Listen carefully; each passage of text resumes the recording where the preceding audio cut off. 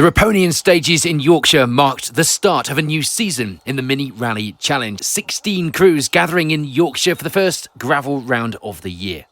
It will be a brand new car for John Nicholson and Andrew McGee this season. So steady was the name of the game, in their own words. They had fun though, no moments to report, and an 8th place overall finish in the R53 category. This was the second year in the championship for Alan Kitson and Paul Stringer. They had basically just washed the car since the Roger Albert Clark Rally in November, and apart from that and a quick tyre kick, it was ready to start a new season. They'd have a good start as well, catching a car in the second stage, but they'd pull over and let them through to finish in 7th in the R53s. Gearbox issues on stage 2 would hamper John Day and Paul Barbett a little, but aside from that, they had a good run as well to end the rally with 6th place in the R53s. And it was a bit of a stonking weekend for Robert Fisher and Charlotte Wainwright, this being Charlotte's home event as well. Always nice to rally in front of a home crowd. They'd be pushing hard, even managing 99 miles per hour on the long straight in stage 2. I'm sure Rob would have liked to have pushed it to 100, maybe next time. Stage 3 would prove to be a slippery one, to the point that they were just sure there was a bit of an issue with the car, but it turned out just to be the road surface.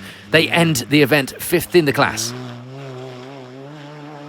Another newcomer to the gravel here in the Mini Rally Challenge for Andrew Otto. Regular championship driver Tom Hind sitting alongside for this rally. The aim, to get to the finish, and stage 1 was all about learning the car. Things went well for the pair to not only get through the day in one piece, but to take 4th in the R53 category for this pair of veterans. Sadly, this opening round wouldn't be going to plan for everyone. We lose Sven Grube and Alfie Element, stepping up to the R53 category this season after a successful first season in the R50s. But an overheating problem in the second stage of the day would mean they had to pull over and call it a day. A real shame after being fastest on the opening stage as well. Jacob Neal and Grace Pedley had the job of being first car on the road, meaning their pace on the opening stage was a little off what it should have been. In Jacob's words, they'd be back on it again for the next few stages though, with a stage win and a second fastest to end the event, 3rd place overall. For David Burden and Stephen Moises, the plan was to go steady. With limited time on gravel and the first round of the season, they didn't want to make any mistakes. Remember how that Green Tiger ended. However, they soon got into the flow and the times were good enough to see them taking 2nd place at the end of the rally. And taking their first victory of the new season, and indeed the first of anyone's victories for that matter, would be William Lumley Holmes and David Robinson. They catch a car in the opening stage, but were let past quickly enough to not lose any time. They had no idea of their pace other than that. When they saw Sven Grube parked up, they expected a slightly better result. Little did they think they would have won overall. So at the end of the day, the R53 results here on the Riponian Stages Rally looked like this.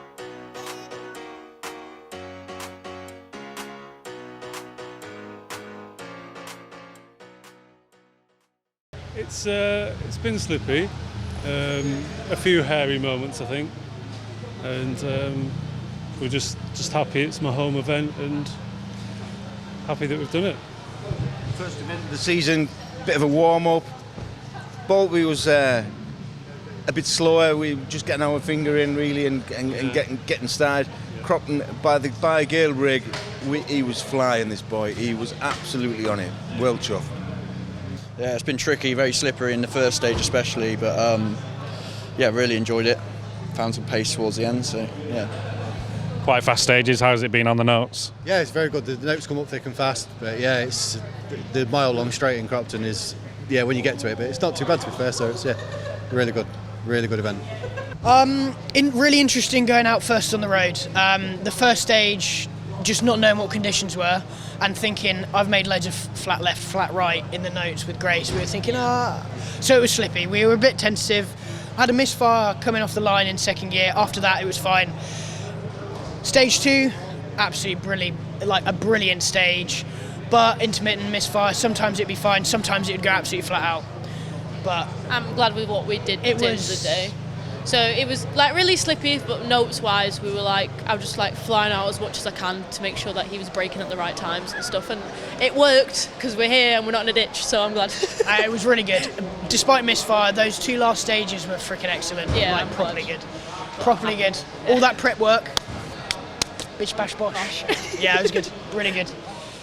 On to the R50 category, where we would be expecting another fantastic battle in 2026, and it would be Jody and Aaron Bevington rounding out the results in 7th place overall. Entertaining husband and wife pair Kevin and Tana Ablett would have a steady run to not damage the car. They'd get caught in the 2nd stage of the day, but apart from that, no issues to report. They did feel like they had a puncture in stage 3, but as with other crews, that was just the slippery conditions. They end the event in 6th place. Catherine Bell and Andrew Side would welcome the nice short opening stage to get back into the swing of things in the car. A big accident the last time that Catherine was on gravel, surely in her mind. The stage would go well for the pair. Stage 2, however, would see the steering snap back, Catherine ending up with a sore thumb and needing to push through some pain in the final stage to get to the finish. Her talents showing through though, taking 5th place in the R50s. For a hard charging Chris Allen and Harry Walshaw, it would be 4th. They would end the day 26 seconds ahead of Bell and with 14 seconds to the podium positions up ahead. And this would be the first ever competitive stage for driver Andrew Massey, with co-driver Cal McHeleny alongside. And having spectated and marshalled on these stages for many years, it was, he said, a fantastic feeling to compete on them. Great to see and hear. A few small mistakes were made, but a good push in the final stage means they ended the rally 3rd in the R50 category. Simon Austin and Dave Vardy would make their mistakes in the opening stage as well, putting them on the back foot a little. But with grip better than expected, it was a big push on the cards in the next stages, and that would see them move their way up to 2nd place, an impressive result in the R50s to start their championship season. But it would be championship newcomer Ruin Lowry, with Richard Warren alongside, that would take the R50 victory.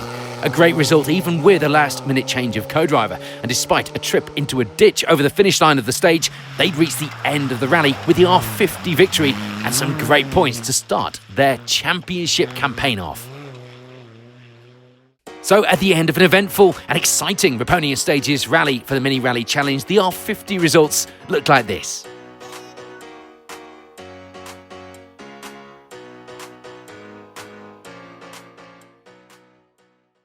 Yeah, just kind of processing it all at the moment, so I'm blessed, really happy.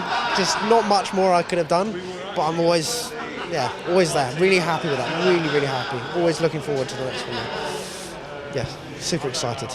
And first time in the car together, how's it been from your side? It's been great. I mean, he's not knowing what he was like, straight off, he was great. They had lots of confidence in him. In actually being able to handle the car for the first time, and he just took to it immediately. So yeah, made up for you. You'll go far. Yeah, it was a really good weekend. There was surprisingly a lot more grip actually on the first stage. So they're all saying it was really slippy, but really good event overall, and really happy with 2nd. Yeah, really good start to the season. More to come, hopefully. And how's it been from your side of the car? I mean, it was a great rally. It was great to see Simon's improvement from last year. So we did a few rallies last year. The times have just gone so much quicker. We can see where he can get even quicker as well.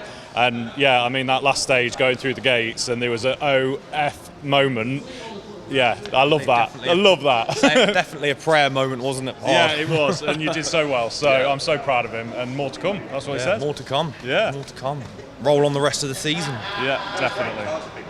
Oh, absolutely excellent. First time out in the car on gravel. It was so slippy out there. Great job from Cal on the notes. A lot of experience coming in, but I'm really pleased that the car did it. And for anybody out there watching, if you're thinking of doing it, just do it. It's absolutely awesome.